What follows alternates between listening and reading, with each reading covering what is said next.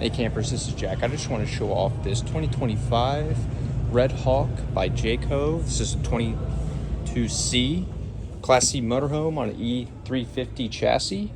We have one slide, nice big panoramic windows above that dinette, our kitchen, all the appliances, fridge, freezer, and then a tremendous amount of built-in storage in this east to west bed in the slide. Extremely deep closet space.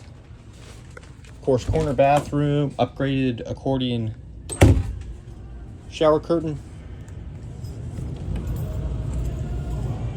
fiberglass exterior with a gasoline LP propane generator.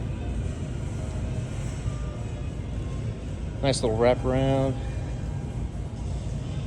Let me know what you think in the comments.